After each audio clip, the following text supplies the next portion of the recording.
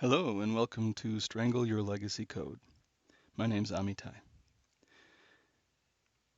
Our goals for this session are to introduce what the Strangler is, develop in a real one, so this won't be very theoretical, and then because it's practical we can notice what we learned along the way and talk about it a little bit.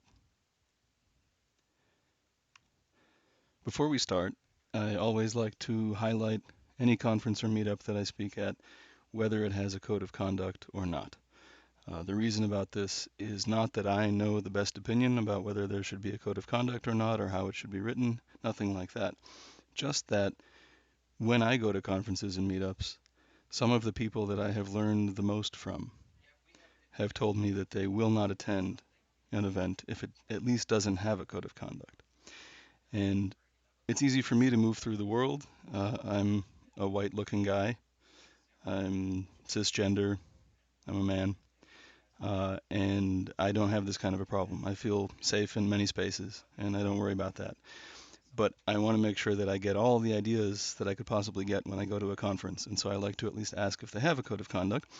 And it does relate to tech, because in test-driven development, one of the things we do, one of the ways it helps us, is as a cognitive aid. When we say what we intend to do, it helps us do it, and it helps us check ourselves. And a code of conduct is kind of like that. It says what we're going to do if something comes up and we want to know how we're going to intervene. So I don't see that there is one specifically for mini spa, and it's a little strange late in the day to bring this up at all because probably if something was going to happen, it would have happened by now. But there is a code of conduct for the larger SPA Software and Practice Conference, and so I've highlighted that here. Please feel free to check that out if you haven't seen it already. Thank you. Now, back to the content. What we're going to talk about today is the Strangler application pattern. It is a technique for coping with legacy code. Legacy code has a variety of definitions. Everyone's definition in our field owes a lot to Michael Feathers, who wrote the well-known book Working Effectively with Legacy Code. Feathers' definition is code without tests. And I have used many definitions, including that one. The one that is currently my favorite is code that is valuable that we are afraid to change, where tests are one way that we could get confidence or lack confidence if we don't have them. But what's important is the confidence. And if we could have that confidence some other way, that would be just as good. So I talk about the fear because that's primary for the experience of the people doing the development work. So that's legacy code. A Strangler pattern is a way to deal with legacy code under certain conditions, and we'll talk about which conditions in just a moment. But first, the best explainer for any concept is usually Martin Fowler.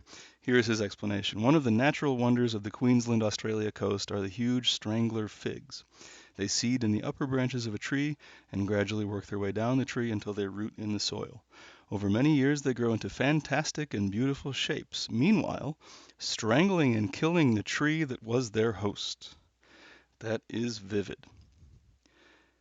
So you can imagine something like an architecture diagram, except it's a tree and a vine, and eventually the vine it's more vine than tree by the end. So when do we use this? Because it's a big hammer. You might think, I have legacy code, I can do the stuff in the Feathers book. I can get it under characterization tests being tests that at least tell us when the behavior of the code has changed, whether or not we know what right is. We at least want to have an explicit decision when we change something. Either we conservatively avoid the change or we accept the risk of the change. So we can get our code under characterization tests, that's fine. It takes some work, but then we can safely move under those tests and gradually modularize and gradually write things that are more like microtests, unit tests of small functions or methods. And then we can change our code. That's true. And for the lucky ones among you, when you're dealing with legacy code, you can get far enough, fast enough with legacy code that way.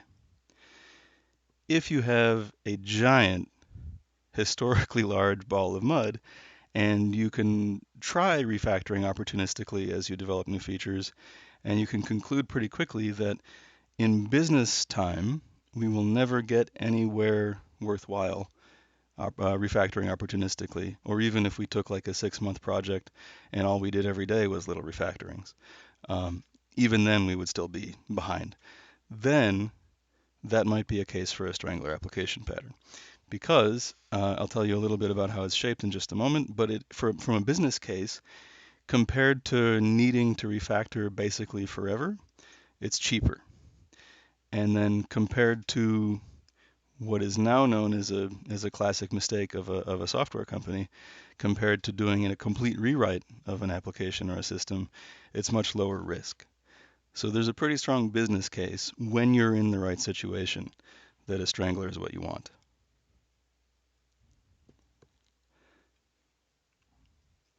So before we get into a real Strangler, let me tell you a little bit about how this is going to work. What a Strangler is like is you could think of it as a giant proxy in between the application and users of the application. You could think of it as the world's biggest adapter pattern because it's an adapter for the entire external interface of the application. It's like an extreme version of some patterns you may have seen before. But so an easy example of what a Strangler is like in a domain that we all have probably worked with is a web application. So say you have a web application. It listens on port 80. For simplicity, we'll leave out SSL, TLS. And it routes the request itself to its own code and responds to those requests with its own code. And it's all the web server and the routes are and the code that handles the responses are all built in there. Now let's say it's big and hairy and we want to put a Strangler around it. In that context, what a Strangler looks like is a web proxy server. So Nginx or Apache or any one of those, you put that in front of your web application on the same port that users or clients are expecting to call. And then you move your web application carefully to a different port that the proxy knows to map things through to. And in your first deployment of this Strangler, of this proxy, your job is to make it invisible to users. You're not trying to change anything for users, not yet. First, you have to prove that you can put something in between users in the application and not change anything. And so that's actually one of the riskiest parts of deploying a new Strangler is step 0 is to put it in and make sure that nothing broke. If it did break something, then it's not transparent. Take it back out of production, figure out what you missed, try again later. If it is transparent, now you have a place to stand as you try to move the legacy code world that you're in. And so then once you have that, you could, for example, take part of the URL space and send it to a different backend, or a certain subset of user sessions and do something different with them. And then the idea is, this is how Strangler is shaped. You wind up with new code for new features in a new code base. And presumably, you do it with a new level of quality and manageability, so that this is code that is still valuable, but that you're not afraid to change. And that's the ultimate benefit. And so a couple of rationales for this might be, you might think that you want to slowly replace the entire original system, although it might take some years and you might lose the intention by then.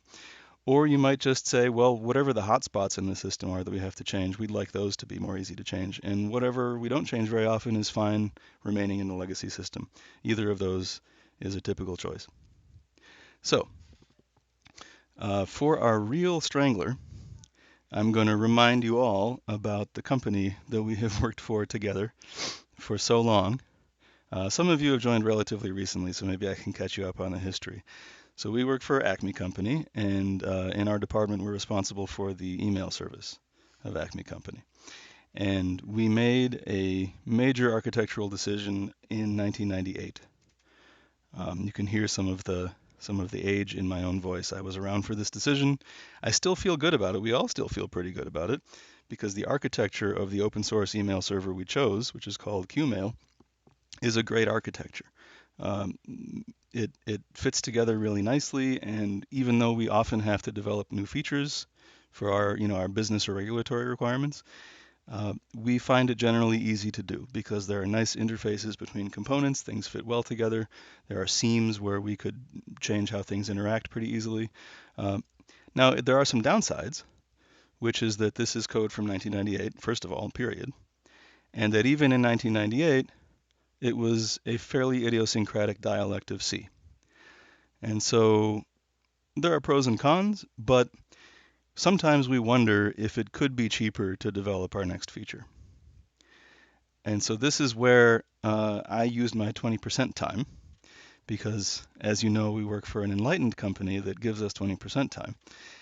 On my 20% time, I was thinking, well, C can be error prone. Some of that is reduced by the custom idiosyncratic libraries that this application uses, but still, it might be slower and more dangerous than something like Python, for example. And I looked at our backlog for the next quarter, and I thought maybe some of these features would be faster or safer to implement if we could do them in Python instead of in C. So on my 20% time, I developed a Strangler around the SMTP service portion of our email server. And it's written in Python, and it wraps the SMTP service. And then I have some red tests for the features that we want to implement. Before we do that, let me show you. Let's go to the IDE. I will show you what kind of code we would be dealing with if we didn't do this. That's over here. So we're looking at qmail smtpd.c, and right around line 140 is where the function that I want to draw your attention to starts. You'll see that it, first of all, doesn't end on this screen. You'll see some idiosyncratic ways of dealing with strings. If you've done C, you will probably not have seen this function before. That's not your fault. It's specific to qmail. And we need to keep reading. And even if I know that what this function does is to parse something that might be an address and tell us whether it did parse or didn't parse, finally we're into different functions by line 200. So we made it all the way to 198. So even if I knew that that was the point of this function, I still would have a hard time convincing myself which cases were handled and that they were all handled correctly. I certainly would not want to come in here and change this code. So this is an example of the C code that we wish to avoid. And let me show you then the kind of thing we're going to do with our proxy. So this workshop actually, this is usually a workshop. I'm just going to do a live coded talk for you. It's usually an interactive workshop, and it arose from I actually had to solve this problem for an open source email server called qmail for a variety of reasons, where I did write an SMTP proxy, and I did wrap the original component to avoid changing it, but I did do it in C. But at least I can show you the kind of changes we're going to make. So on the left-hand side, that's the original unfettered qmail SMTPD. I've connected. You can see there's a standard greeting. If something with a 200 code looks kind of familiar from HTTP as being a successful kind of a code, you're right. HTTP's status codes were inspired by SMTP's status codes. SMTP is an old protocol, I think, from the 80s. And so one thing you can say, for example, is help. And this is an open source derivative of qmail that I've revived with some community involvement. Another thing you can say is hello, but without all the letters in it, because most SMTP verbs are 4 letters. Another thing you can say is extended hello, which is a way that a client and a server could negotiate extended capabilities that improve the effectiveness of the connection.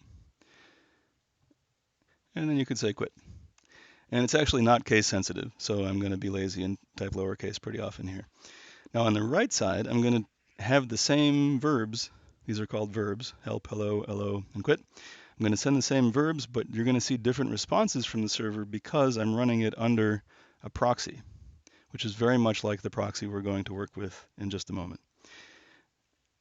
And I won't bother explaining the abstruse reasons for this proxy, but you'll just notice that the output is different, even right from the beginning. And so I can still say something like help, but now it's a 2-line response. The eagle-eyed among you will notice there's a dash here and not there. We may come back to that later.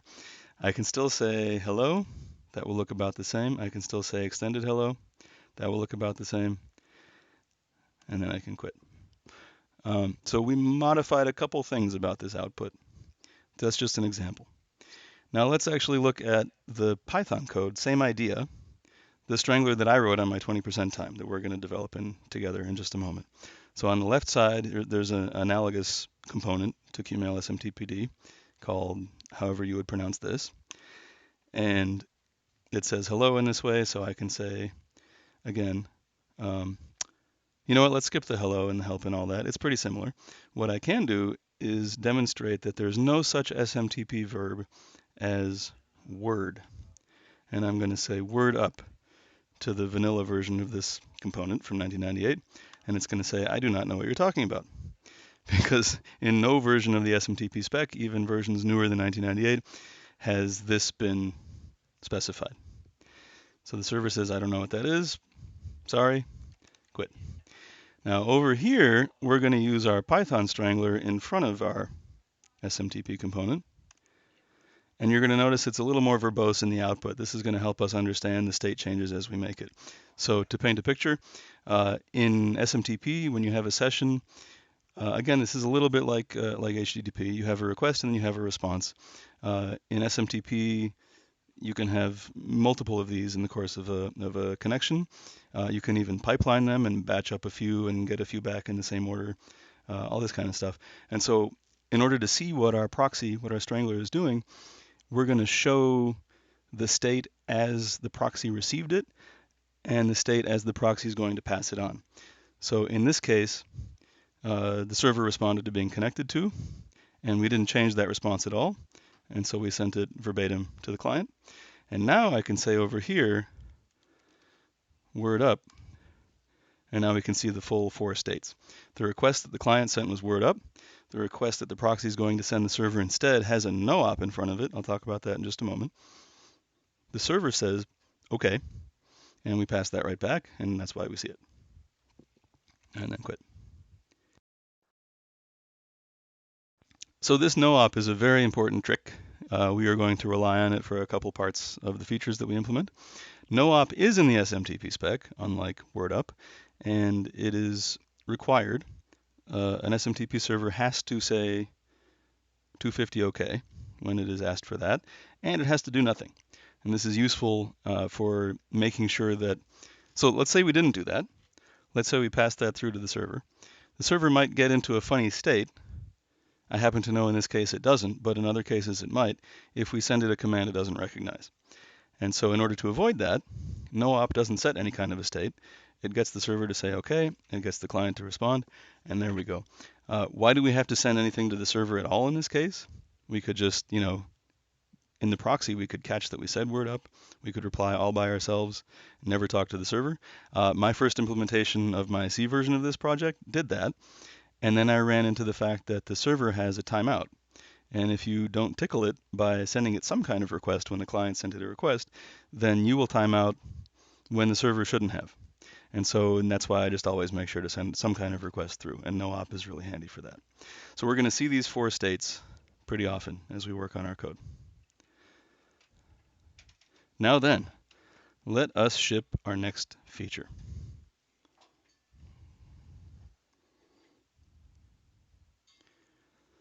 So here we are in our tests, and here's the first one. The business made an urgent and persuasive case that we need to be able to type bye and have the same effect as if we typed quit. You saw me type quit a few times, and that causes the session to end. And so they said we need to accept bye and treat it the exact same way. And we can do this because we have a Strangler, we have a proxy, without changing the SMTP services code. So we're going to. First things first, let's make this test run. And we can expect that it does not pass. And indeed it does not. So it's a little bit abstruse to read, but we were asserting that the request we send to the server instead, again, the proxy receives a request from the client, may modify it before sending it to the server. This is the one that it's going to send instead to the server. It's saying, when we received bye please, that we instead were going to send quit please. But we didn't. We sent bye please verbatim. So what we have to change here has to do with a request. And one of the few virtues of this Strangler code base is that that happens in requests, like you might expect. And there's a clue here that we can find in this code, thanks to our word up example, which is there's a little Python dictionary here. This is an associative array or a hash or a key value kind of a thing, depending on your language. We can just add to it and do something slightly different in order to make buy be treated like quit.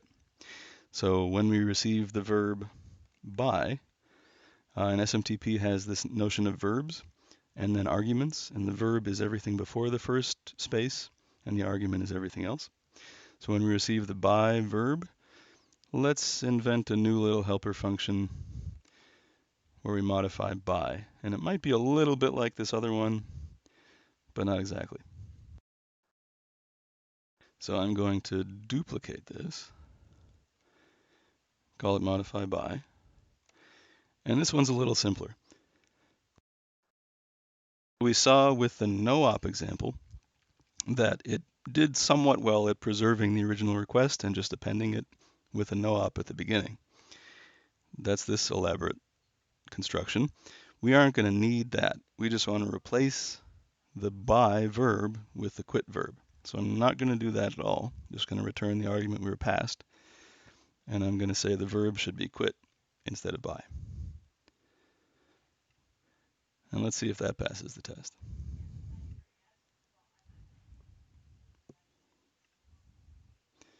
Indeed it does. Okay, so we have shipped one new feature. That was pretty quick. That might have been quick in the original C code. I'll give you that. Let's do something more involved. So for that one, we modified the request. We didn't have to do anything to modify the response. We just wanted to make sure that the request looked like a quit by the time the server saw it, and then we get the right response. This one will be a little bit different. This one says that we should invent a new verb again, so that we need to do something with the request. The new verb should be called conf, and we want to have that return the URL of the conference that we're currently at. Here it is. It's a little bit long. So this is a little more involved. We have to mess around with the request that we get in order to put a no-op in front of it. And then we have to mess around with the response that we get from the server, which would usually be 250 OK with a no-op, and make sure that it's 250 this. So in this case, the proxy is going to modify both the request and the response. Let's see if it does this already. My strong conjecture is that it does not. Indeed. And so the test stops running at the first failed assertion, which is this one on line 34. So let's look into that. Yeah, all that happened is we sent a conf right through, and that is not what we were expecting. So let's head back to requests, because we're going to modify this request again. And I think this one is going to be a little bit like Word, because it's going to put a no-op in front. So I'm just going to say when we see a conf verb, we should do the exact same modification. And I think that that will get us to the next assertion, and it does. So we were hoping to see 250, meaning some kind of success, and the mini SPA conference URL. But what we did see was the incredibly fake server response that I cooked in the test. And so that means we didn't replace whatever the actual server would really have said. Let me show you, these are little Unity kind of tests, but let me show you in integration if we actually ran the Strangler, how this would look, just to give you an idea of what's going on. Yeah, so again, we have these multiple states. One thing we already did is that we made buy a synonym for quit. So you can see buy was replaced with quit, and then the server does what it does for quit. Another thing we could do would be to say conf. And you can see that part of this is the way we want it, just like you might think from the test. It stuck a no-op in front of it, and so this is fine. And then because we said no-op, the server said 250, and we haven't fixed that part yet to say what the URL is. So that's next. I can say quit or buy. I'll say buy. It's shorter. Cool. So the next thing we have to do is modify the response. And again, this is one of the few virtues of this code base. I'm just going to be nice and lazy and take this entire byte string and go over to responses, which is the place we need to change.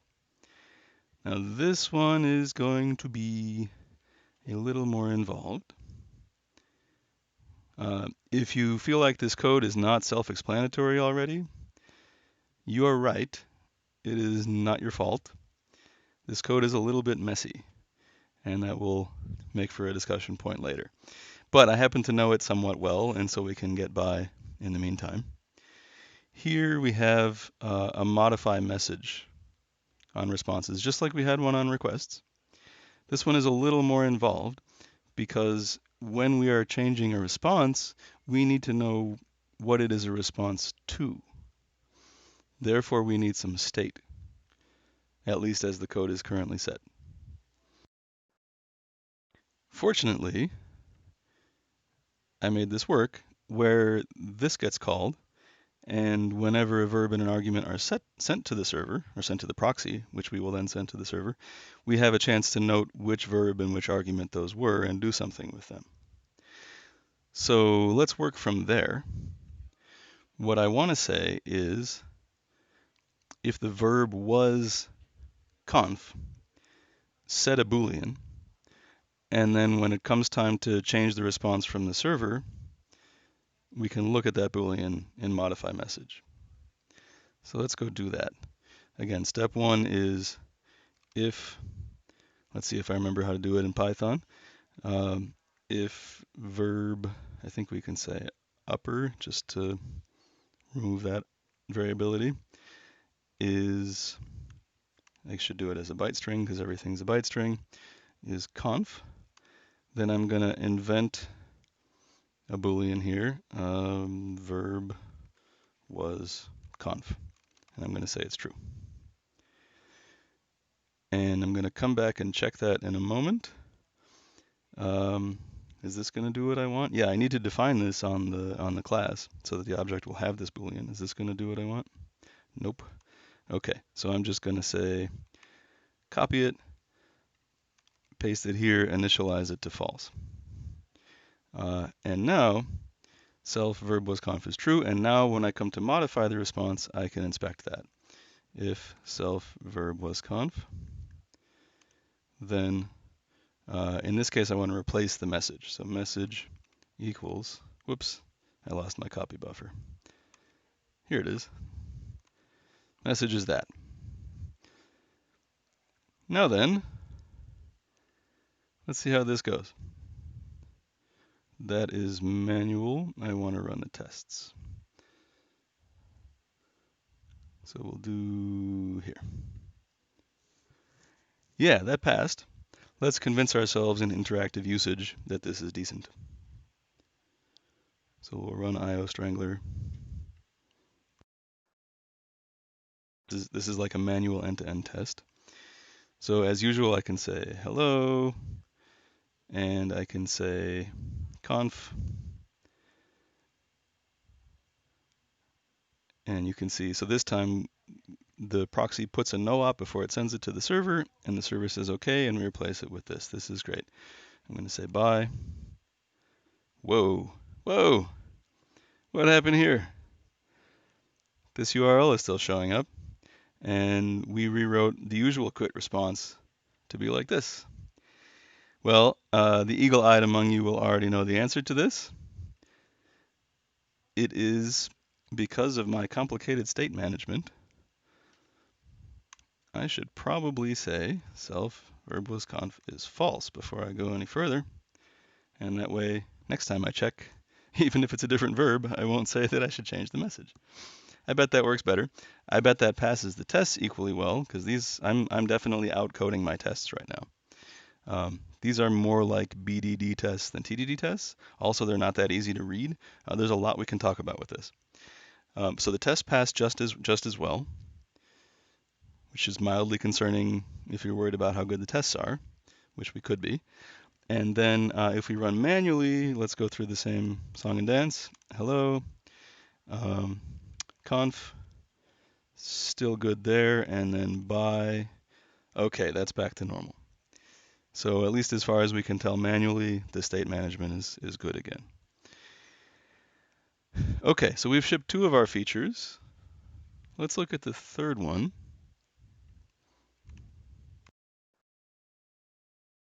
This one says that in the extended hello response, this is how, remember, clients and servers can negotiate additional protocol capabilities.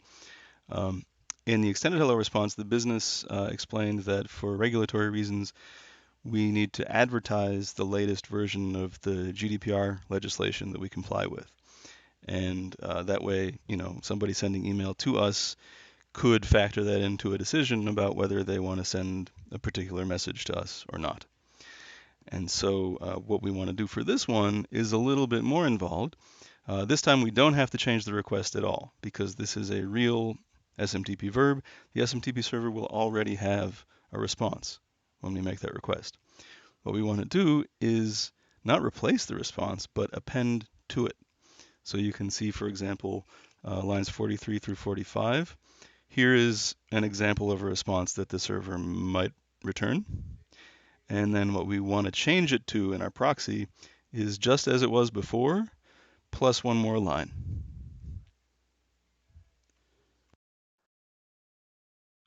Now, the eagle-eyed among you may say, because we had this come up earlier too, in the first example, we have a dash, and then a space in the 4th position of this multi-line response.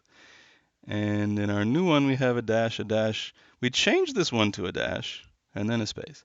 And that might be enough information for you to guess that when text-based protocols were being designed in the 80s, bytes were expensive. And the way that you would determine if the SMTP response is complete or not is whether the 4th position is a space or a dash. And so that's why, actually, we glossed over this, that's why there is this reformat multi-line response.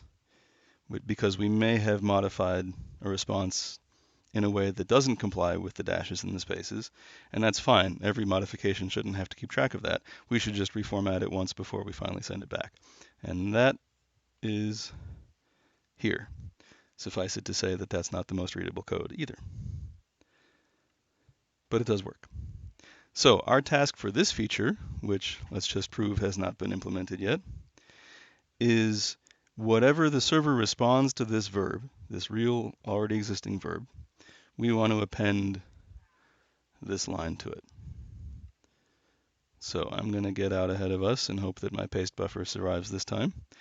I want to take that and add it to a response. This will again be in responses. We don't have to do anything in requests this time. In this case, if verb.upper is extended hello, and self verb was extended hello should be true. And I'm going to copy and paste that in just a moment because I learned my lesson from last time. If self verb was hello, I also learned this lesson from last time. Unset it before I move on. And then in this case, append to the message. So on line 58, we replaced it. And on this one, we append to it. And then there's one more thing I have to do, which is make sure that this exists in the first place. And let's take care of that. So I bet that makes the test pass. And it does. And let's see how it goes for interactive use.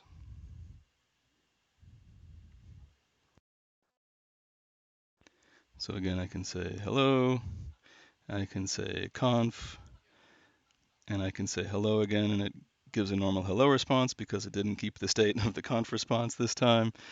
And then I can say extended hello, and you can see I didn't change the request because it's a totally valid request.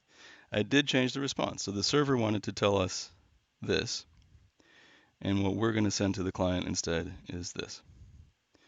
So that looks pretty good. Assuming that we can type conf again, and that looks normal, and we can type by, and that looks normal. Okay, not shabby. Finally, one last feature, and then we can get into what we've learned from this. So this last feature says, if Amit tries to send me email, well, tries to send anybody email, we should reject it. Sorry, Amit. I'm sure we've all enjoyed the conference, and I hope you don't mind that I'm poking fun at you. The first time I did this, the email that I was rejecting was from my co-facilitator. So hopefully you don't mind that I'm poking fun at you. So in this case, this is actually pretty frivolous because there's a feature in the mail service that merely needs to be configured. It doesn't require code, it just requires an entry in a configuration file. The mail server already has this feature that you can specify addresses, envelope addresses they're called, which are not the same as the from address in your headers. They usually are, but they don't have to be. But so the envelope sender is something that we can just put in a configuration file for the server and it would reject it, and this is exactly what it would say. And so we're just looking to reproduce a tiny subset of that feature without having to write a configuration file. It might be easier to test, who knows. So in this case, we're going to not modify the request. Oh no, we are, right. We're going to stick a no op in front of it. And then we're going to respond this instead of OK. So again, I conjecture that neither of these assertions will pass yet. Right, so we didn't stick a no op in front of a mail from. Let's get on that. This one is back to requests.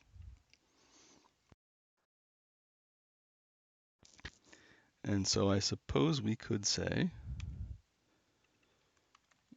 so we don't have to be very precise about this. Before I go any further, actually, this is one of approximately 13 zillion combinations. That's not exactly the right number, of whether the from part of the argument is present, whether there's a colon, whether there are brackets around the address, whether the address has just a local part or a domain part.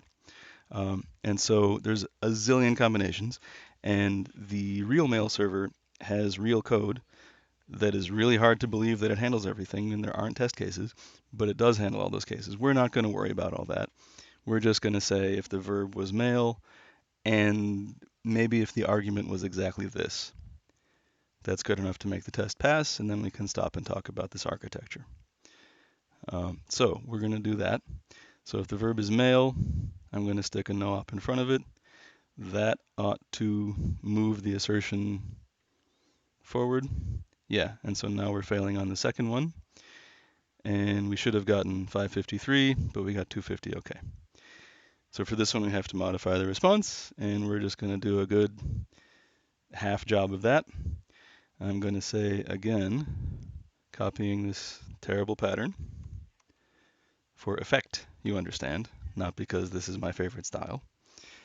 I know we don't know each other yet, and I don't want you to have a bad feeling about me. This isn't the code that I think is great. This is code that I think is making for an interesting discussion. So if the verb is that, then we can say, in fact, let's say if the verb was that, and the argument, I'm going to be really literal, go back to the tests and copy this. I should have done it with quotes. I think that's right. And if the argument is that, is this not how you do it? Is it and? I don't write in Python very often. Then let's say mail was from Amit is true. And then if self mail was from Amit, unset that state for next time. And message, we're gonna go get that from right here. Should be this one. Let's see if I remember my IntelliJ keystrokes. Nice. Message is that one now. And then of course I need to make this be a real thing on the class. It's getting a little repetitive and starting to feel a little funny. All these booleans and action at a distance and all that stuff. But maybe this would work. So let's see. Test pass? Not quite. Oh, what did I miss? Maybe this already got chomped. Is that the one? Yeah, okay. Programming by wishful thinking. So So we have all these tests passing, which you could take to mean, in a very loose sense, that all these features are shipped. Um, the code is pretty weird, and if you didn't come here knowing this code that I wrote for the Strangler, you would probably have had a harder time finding your way around and figuring out where to put things and understanding the state and the action at a distance.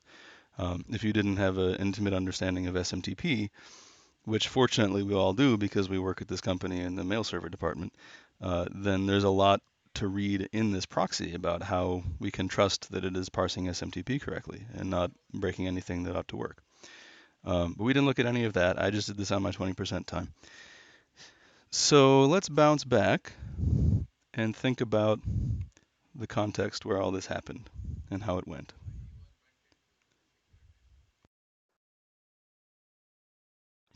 First, some use cases. When would a pattern like this come in handy? We talked about as an alternative to huge refactoring forever, or as an alternative to keep this one thing off to the side and write an entire parallel rewrite, no matter how many years that takes, no matter whether we have to add a feature in two places for what we thought was going to be a short amount of time until the new one is done, but turns out always to be a long amount of time, if the business is still in business by then because we're wasting a lot of development effort, so on and so forth. So it's an alternative to big rewrite or big refactor. When would you feel positively drawn toward it? One case where this could be handy is if you have a monolith and you want to move incrementally toward microservices. And so you could easily imagine, for example, like we wrote all this Python code directly in the Strangler, which was Python. But you can easily imagine that we could farm out the responses for particular verbs to different microservices running somewhere else, written in a different language, so on and so forth. And so, a preponderance of the SMTP functionality would continue to be C from the original code, but in particularly interesting parts or algorithmically challenging parts or God knows what, we could have microservices that answered instead, and we could choose a different language as we wish to, if we wanted to. Another use case is if you have an old system that doesn't do any kind of interesting logging, you might not even know which parts of the system are used. And so it might be relatively easy compared to instrumenting the old system to put a Strangler in front of it that does the instrumentation and shows you where the requests go and what actually, are there parts of the system that are dead that we could just get rid of? And you could find that out pretty quickly. And there are other things you could see from that as well. You could do this if you had the intention to eventually turn the original system off, although it could take some years. Or you could do this without that intention at the outset, just like I said earlier, to make sure that the parts of the code base that change a lot are relatively easy to work with. Techniques are important here too. So we talked at the beginning about that first deployment of a Strangler. That's maybe the riskiest deployment because it's a big jump from an application that is directly facing outward to an application that is fronted by some kind of a proxy or a Strangler. Something that's very important that we didn't touch on at all here is if you have some kind of a data persistence layer. In the case of a mail server, this is relatively simple. What happens at the end of this SMTP conversation, if it was successful, a message goes into the queue, and then some other component of the mail system processes the queue. But typically, you would pick a Strangler for a large, complicated application with a data layer, a data persistence layer. And this can be a challenging part of a Strangler implementation is neither of these options is great. One of them is we find a way to reuse the existing data layer so we can continue to have one copy of data, one way to access it, one set of constraints enforced in one set of places. But then we're dealing with legacy code for our new code, and maybe that gets in our way. Or we say, let's go route around that and pick some other way to get at the data. Maybe we have, a downstream copy that has new information in it. And that way we avoid breaking, the legacy layer, querying the legacy data, but the new layer has new information in it, for example. But then you have to manage two code paths, maybe two data sources, and making sure they don't get out of sync. And another technique here is when you're taking a feature from the legacy system and maybe re-implementing just the feature or moving the feature to a new code base, then you want to, if you're not sure, one way to migrate safely is for a request to be routed to two places. And maybe if you're really conservative, you actually send the response from the old place to the client, but you also call the new place, and then you compare the results from both in a place that can be inspected or maybe automatically inspected. And when you're convinced after enough different kinds of requests have been handled equally well, then you could flip the switch. And so that's another technique, is to have feature flags here where we can control where a request goes. Another important thing to do when you have a Strangler is when you get code that is now unused, get rid of it. When you have data that is no longer accessed, get rid of it. Part of the carrying cost, which for legacy code can be very large, is code that, just maintenance cost of code. And so as soon as you can convince yourself that some of this stuff is out of the picture, get it out of the picture.